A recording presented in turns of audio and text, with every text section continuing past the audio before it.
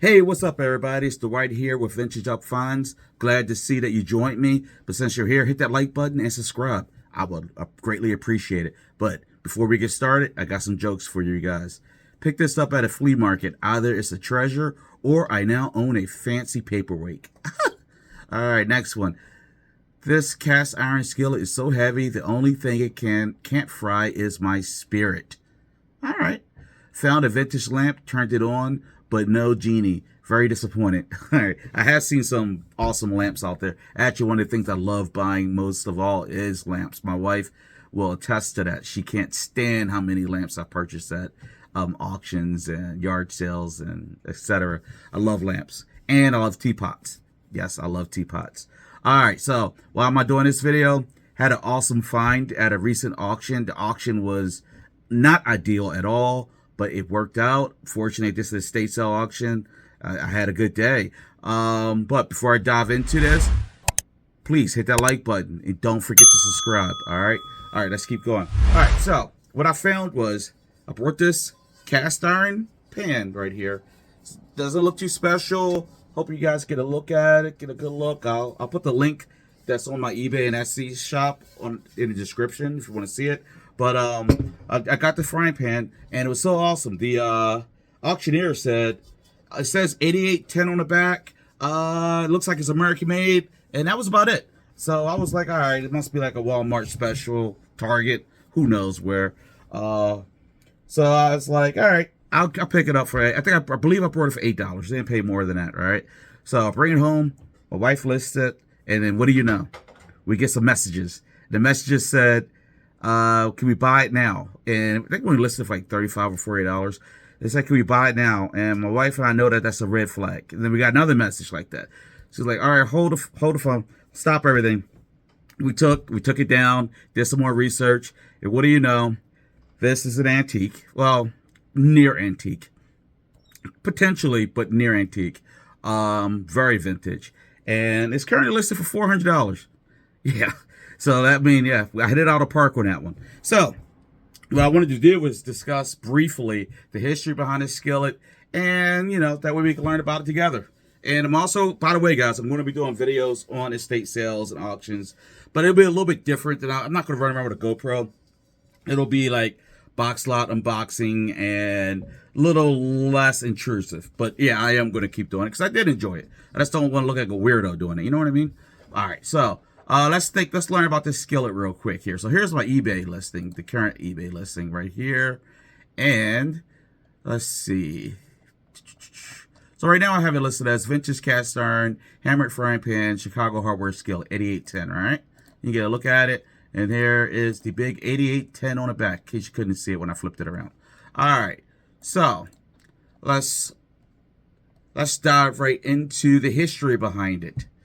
All right, history breakdown. Chicago Hardware Foundry, 8810 hammered skillets. Chicago Foundry was founded in 1897 in North Chicago, Illinois. Originally produced industrial hardware and tools, later expanding into cast iron cookware, became known for its hammered finish, a signature texture not seen on most other vintage brands. And you can see like this the way it's beveled all the way around. It's very unique looking, honestly. Competed with companies like Griswold, Wagner, and favorite, I can't say that word, Picua, P-I-Q-U-A, in the early 1900s. Operated until 1957 when a foundry was burnt down and the company closed. All right. So the hammered look was not actually hammered. It was created using a pattern mold designed to mimic hand-forged cookware and appeal to buyers seeking artisan quality. The finish helped CHF stand out in crowded cookware market. Today, hammered Chicago Hardware Foundry pieces are highly collectible for their unique appearance. All right, so about the model 8810 typically refers to a number 10 deep skillet frying pan. So the 8810 just stands for number 10, which I was more familiar with, but that's not what the auctioneer was saying. All right, known for thick, durable walls, excellent heat retention, attractive hammered exterior, often unmarked on the bottom and set for the pattern and number depending on the era. Most hammered Chicago Hardware Foundry skillets were made between 1920s and 1950s. So like I said, it's not quite antique, but I feel very comfortable saying probably like a 75-year-old piece. So at minimum, actually, minimum 75 years. So another 25 we have an antique. The 8810 pattern is generally dated to the mid 1900s, 1950s. So say 75 years. So it's about right what I was thinking. Collector and seller knows.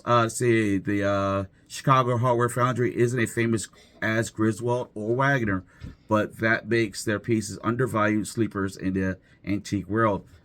No crap, I sure learned that. Hammered models, especially deep skillets, tend to sell faster because of their rustic handmade look. Now, conditions is everything. No wobble increases the value. Even seasoning. I don't think this one's ever been used. Better buyer appeal. No cracks. Essential for collectors. All right. So that's our recent big lucky buy. I think it's pretty awesome. If you guys are interested, I have a store on Etsy and a store on eBay. The links are below.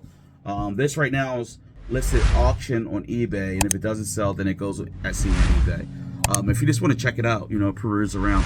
Also, leave a comment. What do you guys think about this product?